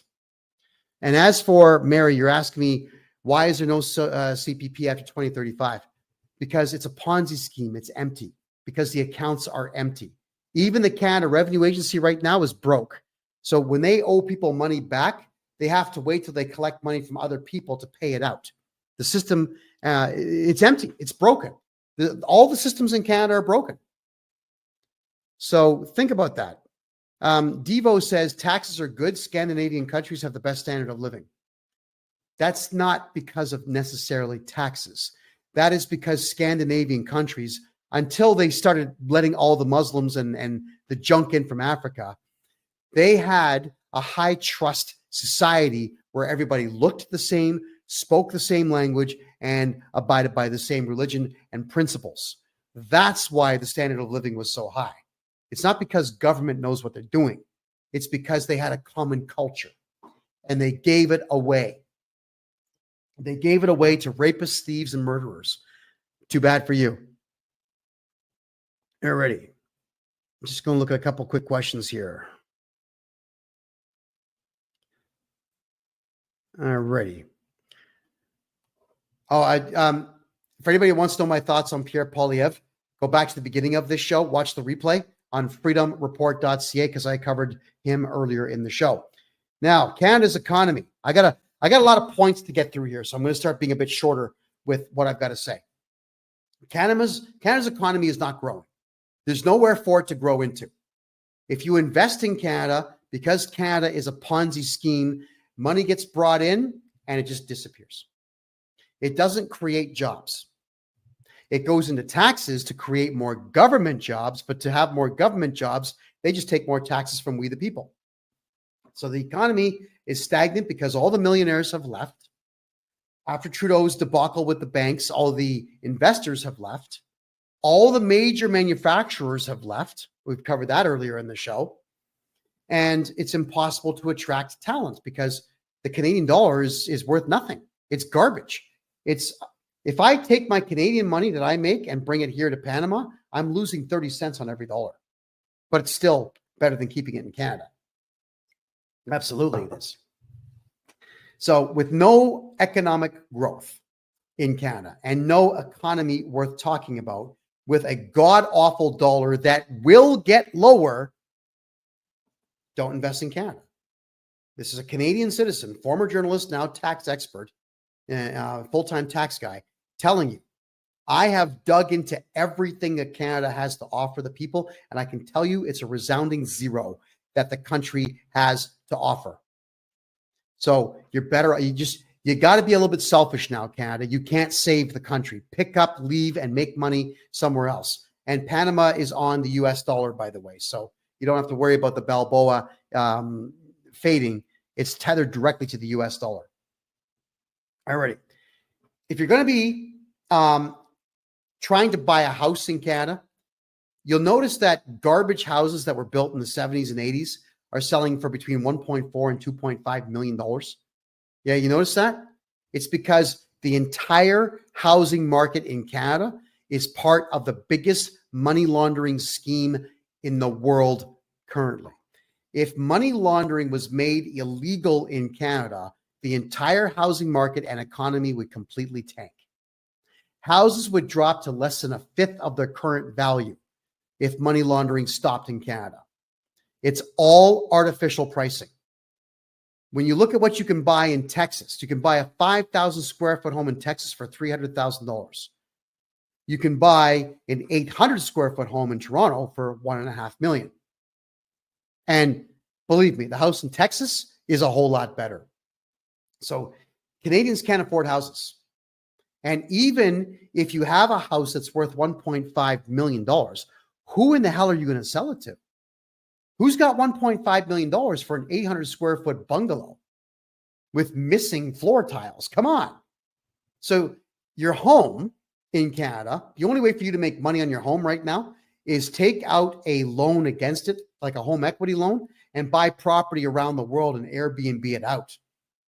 You got to start to leverage what you have, because when the housing market eventually does tank, when the bubble eventually does burst, every bit of value you've got in your property is going to disappear. And it's sad, but true.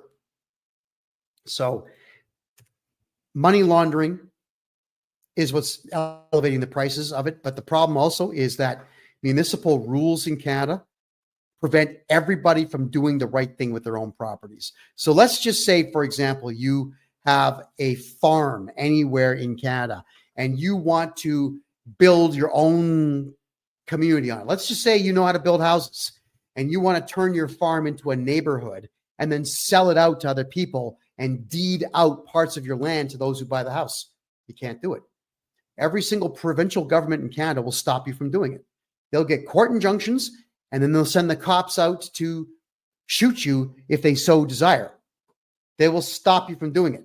So you've got to be a developer in Canada who has already pre-bribed the provincial and municipal governments to allow construction projects to take place.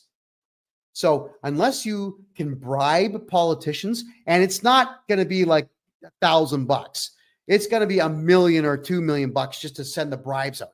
If you can't bribe someone in Canada, you cannot build houses for sale in the future. You've got to be a developer with the mafioso connections to it, which is why nothing's getting built. Nothing's getting done. Everything is stagnated in Canada because the governments will stop you in every way imaginable. And yes, Hal, money talks, but look at how bad it's become in that there is no economy in Canada because the government is stopping any chance for Canadians to build an economy of their own. Yeah. Oh, there's a good one there. Develop 3D firearms. Well, I told everyone in the past, you might want to start downloading the 3D printer templates to print your own guns, because it's only a matter of time before the Canadian government bans guns. They've already started writing legislation to ban 3D printers so people can't print guns. So mark my word, the Canadian government wants your guns. Yeah, and it'll be just like Australia. When the Australians gave up their guns, like a bunch of dumbasses saying, oh yeah, if we give up our guns, things will be better. Rapes and home invasions went up 800% in the first 30 days after the gun grab. Don't ever give up your guns, everybody. In Canada, and this stat is 2 years old now, Canada only has 3% of all of the world's stocks. So if you wanted to play the stock market, if you're just going to play it in Canada, you're now denying yourself access to 97% of the stock market. And quite frankly, there is nobody that there's no stocks in Canada I'm going to buy. Nothing. The only thing in Canada that I will buy is gold and silver, because Canadian gold and silver is pretty damn good. Maybe maple syrup. I am not going to be investing in anything else in Canada at all. So stocks, when you're deliberately keeping yourself away from 97% of the market, you're screwed. If you're buying stocks in Canada, you may as well just burn the cash. Canada's investments also, they're not diversified. They're really not diversified. What could you possibly invest in Canada? There's hardwood and softwood, but the left-wing nuts are stopping us from cutting down trees, even though the boreal forest still has 540 billion trees within it. If you count shrubs in Canada, there's over 1 trillion trees in the country. But the left-wing nuts say, no, don't cut down the trees. So that industry is gone. Then we've got the vegan nutcases in Canada saying, no, you can't have beef. And they're trying to stop beef production. So beef production in Canada is down to 10% of what it was 40 years ago. That's bad. Considering the population's higher now, why are we not growing beef? Now we've also got them trying to stop chicken farming too. And for whatever the reason, you conservatives in Canada out there who are allowing the left wing to shut down food production. You're just standing back saying, well, it's not really my business. Yeah, it is your business. So on top of not having an economy and on top of not having enough food now, you're still not even fighting for your right to have these things. My God, what? I would not invest in food in Canada because the left wing is shutting it all down. And the government is also left wing and they're going along with it. And yes, SRB 78. Yes, it's because of this climate change scam nonsense. Did you know in Canada right now, Canada is in danger of losing its forest because Canadians are not generating enough carbon dioxide in the atmosphere. Canada is a carbon negative country. Trees eat that stuff, man. Trees eat carbon dioxide and they defecate oxygen.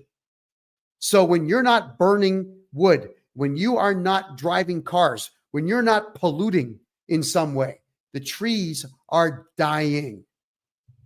And it's going to get worse. It's going to get worse. Oil production in Canada is down to 5% of its maximum capacity. So I would not invest in oil companies either.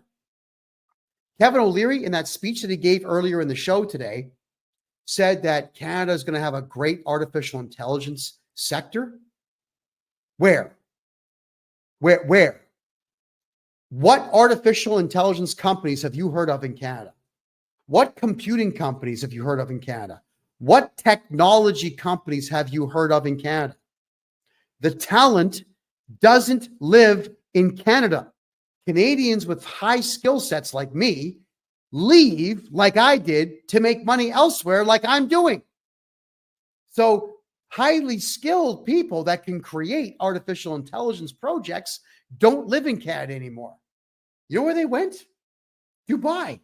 There's money there. And the Dubai government is going out of its way to create AI software to help it expand beyond its problems that it's having now. You know, the Saudi Arabians, I know it was a gimmick, but the Saudi Arabians went out and they made an artificially intelligent robot with a female face on it, a citizen. So the Saudis are outdoing the Canadians in technology. The Panamanians are programming AI now. The Mexicans are doing it. My God, man, the Argentinians are doing it. Everybody around the world is getting into technology. Canada is shutting down its own technology. Don't invest in Canadian technology groups. They're not going to go anywhere. They won't do it. You want proof of what I'm saying? Try to hire a Canadian website design company and see if after 6 months you have a website running or not. Canadians don't know what they're doing. The technology sector in Canada is dead. Don't invest in it, period. If you were to, let's think about the returns you're going to get here. A lot of corporations will entice you to invest within them because they will pay you dividends when it becomes profitable. But if you're going to take dividends in Canada and you're dumb and you tell the Canada Revenue Agency that you took a dividend, they're going to tax about half of it. So why would you want to invest in the country that takes half your profit from you? Now, if I'm your tax guy you're never going to pay those dividends, or the dividend taxes, sorry. You'll keep them. But there's just not enough corporations that make enough money to pay dividends anyway. So think about that, which is why I'm telling you that Kevin O'Leary was wrong when he said what he said at the beginning of this show. There's nothing to invest in. He says it himself. He's not invested in Canada for the last 8 years. He doesn't even live in Canada. He has Irish citizenship. He's also got UAE citizenship, and he lives in the United States and is not investing in Canada. So if Canada's richest man doesn't even live in the country, why are you taking any of his advice on investing within that country? I wouldn't. My God. It is almost impossible in Canada to have a diverse portfolio. A lot of everybody says to me, like, Kevin, how do I protect my money? Well, I tell you the truth. You got to have some cash, not much, but some gold, some silver, some crypto. I highly recommend Bitcoin and XRP, and some property. But Canadians are broke. They've been taxed to death, and all this multicultural crap has destroyed what little economy was left. And it's not like white people can get bank loans anymore because no white people work in the banks. And all these racists from all over the world who hate white people are making sure that white people cannot get capital. Yeah, it's a true story. Racism against white people has absolutely crushed Canada. And white people just put up with it. You don't call it out. I do. I always did. Yeah, I got famous on Instagram in Canada because I was calling brown and black and yellow and red racists out whenever they would call me bigot and racist because they couldn't talk me into giving them free money. And they would call me these names. I would call them the same thing 5 times louder, and they would give up. And I got a whole ton of kudos for it, and my YouTube channel exploded, and so on. But that's the whole thing. So in trying to have a diverse portfolio in Canada, it's next to impossible. So coming to Canada and investing in overpriced property and in dividends that you're not going to get anyway, you're throwing the money away, completely throwing it away. In Canada, because all the major manufacturers and major international conglomerates have left the country, we have tiny, small, and medium-sized companies. That's all that's left in Canada. And because of mismanagement of everything, they're not profitable anymore. So if you are somebody who is making money in Canada on stocks, get a hold of me. We can talk about it. But I'm sure that the only way to make money right now in Canada on the stock market is insider trading. Why not? The rich do it. Why can't the poor do it? Think about that. So we can't attract talent because there's no large companies left to pay high salaries. We can't attract talent also because nobody wants to pay the taxes that you've got to pay in Canada. Even professional athletes don't want to play professional sports in Canada anymore because they get double taxed doing it, which is ridiculous beyond reproach. I mean, why would a National Hockey League player want to play for the Leafs? First off, they're never going to win a damn thing. But secondly, you got to pay U.S. tax because the NHL is an American corporation, but you've also got to pay Canadian income tax because Maple Leaf Sports and Entertainment is a Canadian company. But here's the thing with these Canadian athletes. Hire me to do your taxes, guys. You won't pay a penny to the CRA ever again. I have found out that you don't actually have to pay the double tax, but Canadians think that they do. And it's absolutely crushing Canadians who voluntarily give tax dollars to both the IRS and the CRA. Now, if you're working in the United States, the IRS are pretty crazy, so you do want to pay your American taxes. But in Canada, my God, you don't have to. But people think they do. And unfortunately, all the corporations in Canada honestly think that they've got to pay tax too. So they won't put anybody on contract and they just get raked over the coals tax-wise. So don't invest in Canada. Invest elsewhere. I'm just checking a couple of your questions here, folks. Okay. So as for tax breaks in the United States, I will be discussing on my Thursday night show a lot about to do with tax breaks and how to hide your money and whatnot. But tonight's show was an absolute necessity to do because I could not believe what I was hearing when Kevin O'Leary, the richest man in Canada, came out and said the stupidest thing in the world. And that is because eventually Justin Trudeau will no longer be in office, that Canada is going to be a hotbed for investment. He's wrong. It's going to be a place where you lose everything you own. I know. I lost everything I own in Canada just because the government didn't like what I was saying. And I trust me when I say this. If you're opening up companies in Canada, the federal government, the provincial government, the municipal government, the administrative government, they're all going to want taxes from you. All of it. We've got to dismantle all these things in Canada, but Canadians will not fight. So until that time, investing in Canada is completely and totally pointless. Wow. Growth. We don't have growth in Canada. There's nothing to grow. No investment, no money, no talent, and Canadians don't even have a desire to live there anymore. So there's just no growth in Canada. Don't invest in Canada because your money won't grow. Not ever. Argentina, Brazil, even Colombia now are showing growth in their economies. And Colombia doesn't have much. It's got a couple of really big cities in it for tourism, but it doesn't really have manufacturing. It's got cocaine. It's got that. And it's got coffee. Lots of coffee. But it doesn't have industry beyond that. And it's still got better growth than Canada. Think about that. All righty.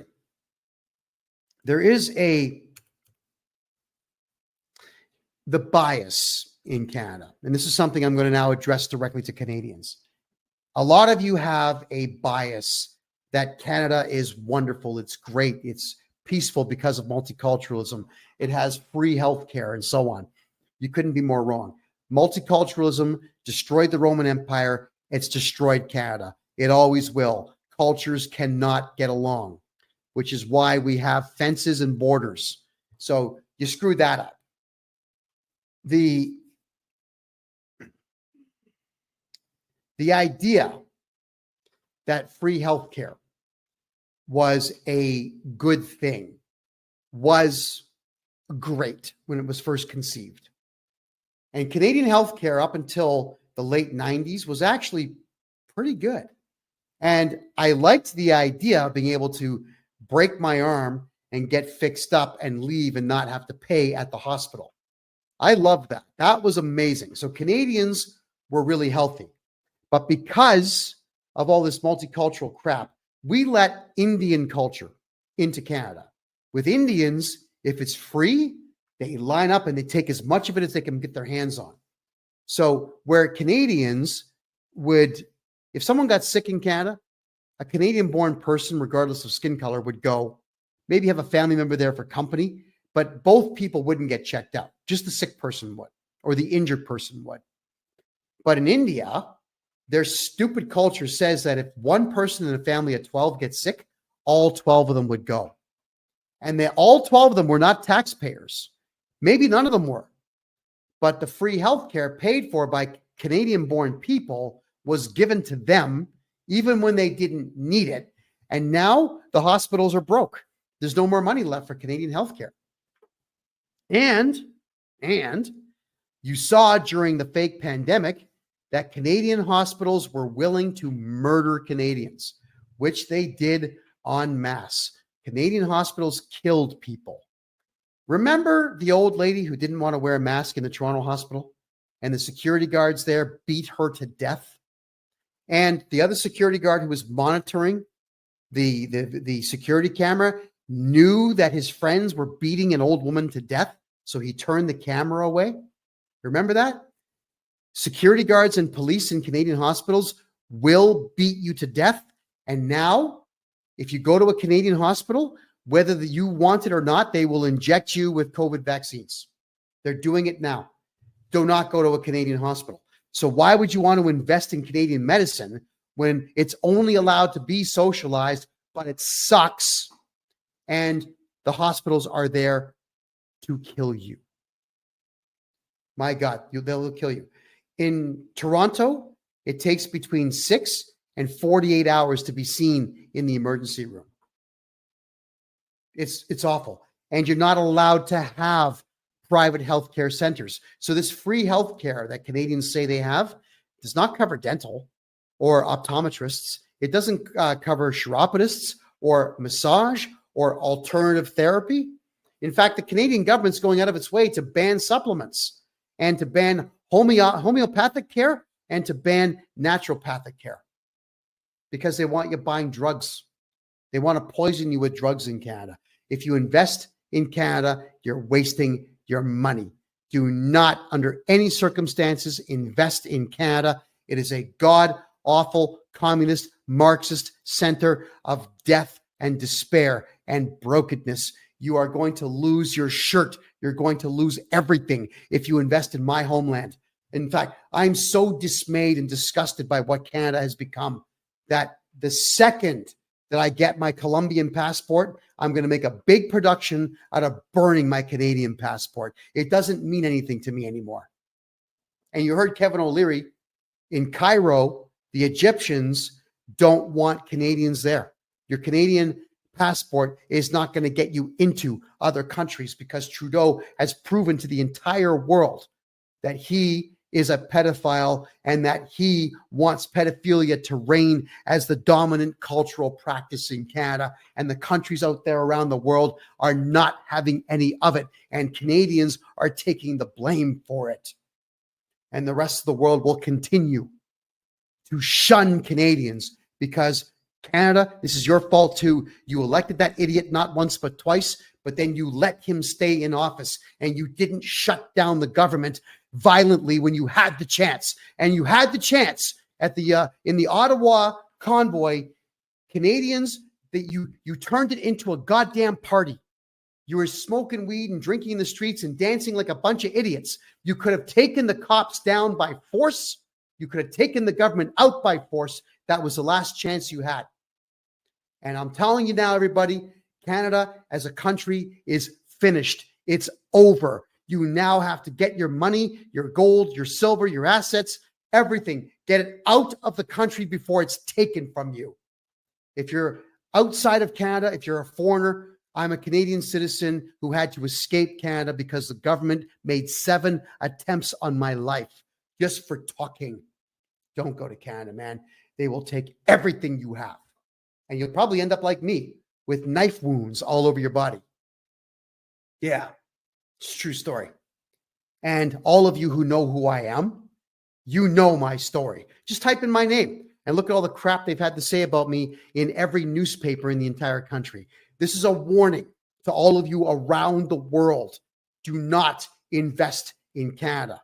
You'll lose everything. And to the Canadian people, I beg you, please get out before they stop you from getting out. It's only a matter of time before they bring in this stupid digital ID and you won't be allowed to travel. God, please just get out of there. Look at how happy I am here in Panama. Look at what I've done in Panama. In 7.5 short months in a so-called third world country, which it's not. I've made more money in 7.5 months than I did in 24 years in that communist dump. And I'm only getting better every single day, and you can too. And I honestly want that for Canadians. I want you to do well. You're just not going to do well there. And that is it for now, everybody.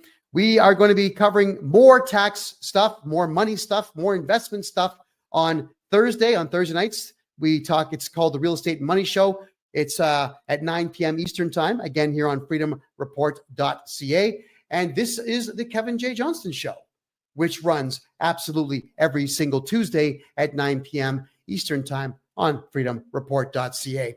I know that we've had a little bit of a different approach to the show tonight, everybody. And you can tell I've got bronchitis. I'm having a hell of a time getting air through my vocal cords tonight. But I just had to bring all of this to your attention because I truly do want prosperity to return. And unfortunately, it's not coming back. Canada, I'm sorry, it's not coming back. I'm going to be dead and buried for more than 30 years before a strong man rises in Canada to pull it out of the ashes that the left wing have created. So get out now and enjoy life because it's really, really short. Woo! My name is Kevin J. Johnston. This is the Kevin J. Johnston Show that runs every Tuesday at 9 p.m. And now, oh my God, I can't even talk, right here on freedomreport.ca. I love you all and good night.